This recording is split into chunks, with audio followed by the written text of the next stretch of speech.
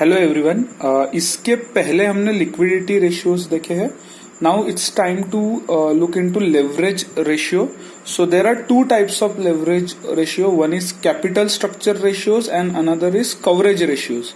सो जो capital structure ratios है उसमें there are 5 ratios: equity, debt to total asset, capital gearing and proprietary ratios. So उसमें से पहला रेशियो हम देखने वाले हैं अभी, equity ratio.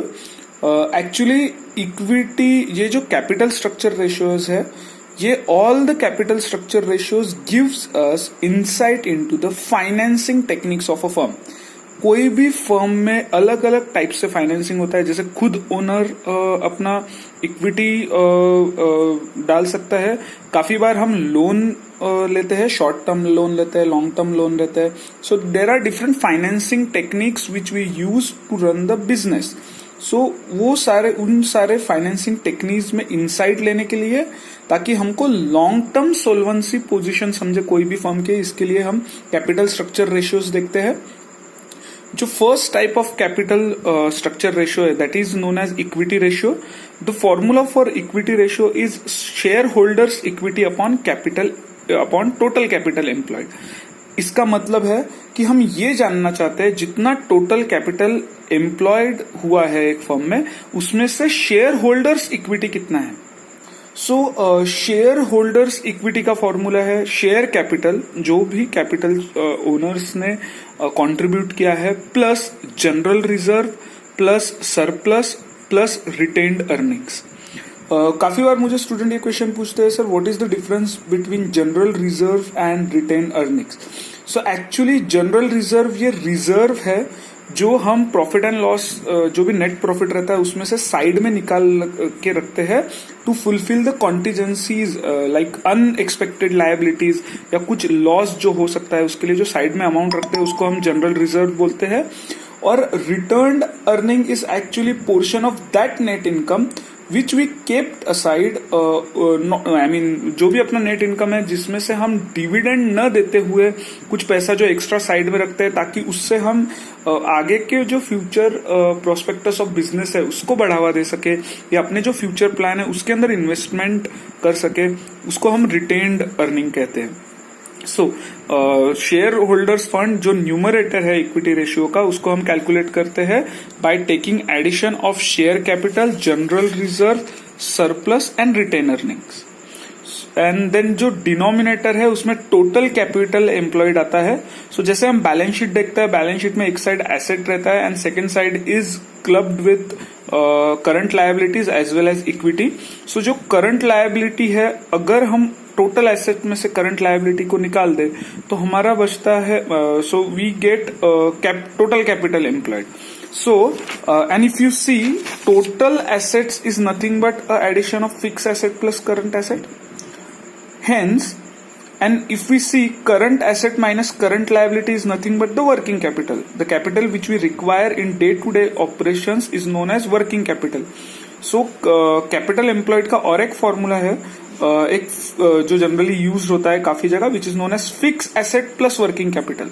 So equity ratio is actually a ratio of shareholders equity upon capital employed, and the formula is specified given below.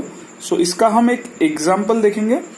Actually traditionally ऐसा believe होता था कि अगर इसमें, अगर इमेजिन कर लो ये रेशियो में 90% out of 100 rupees, I mean 90 rupees out of 100 rupees if it is a shareholders equity. जितना बड़ा ये रेशियो रहेगा उतना अच्छा रहेगा. This ratio cannot be greater than 1 but close to 1, suppose 0.90 which is nothing but 90%. जितना ये रेशियो रहेगा उतना बेटर रहेगा, क्योंकि बिजनेस में उतनी रिस्क कम रहेगी.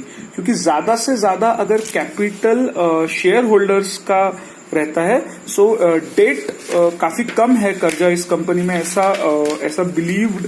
So it is assumed that the company will have a less risk. So let's see one example. You have asked to calculate the equity ratio and the figures are given as follows. Share capital has been specified as 10 lakhs. The reserve is 2 lakhs, surplus is minus 50,000. Current assets and non-current assets are 5 lakhs and 6 lakhs respectively. Trade payable is 1 lakh 20,000, which is also known as current. It's a part of current liability actually. So जो हमारा numerator है share holders equity, उसमें हमको share capital plus reserve plus surplus plus retain earnings लेना है. सो retain earning specify नहीं किया है, इसलिए shareholders equity would be 10 lakh plus 2 lakh plus 50,000. I mean actually it's a minus 50,000. So the amount of shareholders equity would be 11 lakh 50,000. And if you see denominator में हमने second formula देखा था total asset. I mean total assets. So I will just revise you the formula. Total asset minus current liability. So total asset is nothing but fixed asset plus current asset minus current liability. So अगर net working capital आपको देते तो उसमें आपको fixed asset को add करना था, और अगर आपको नेट वर्किंग कैपिटल नहीं देते हैं so fix asset plus current asset कर लो माइनस करंट लायबिलिटी कर लो, या टोटल एसेट अगर दिया है तो टोटल एसेट में से करंट लायबिलिटी को माइनस कर लो. It will be a total capital employed.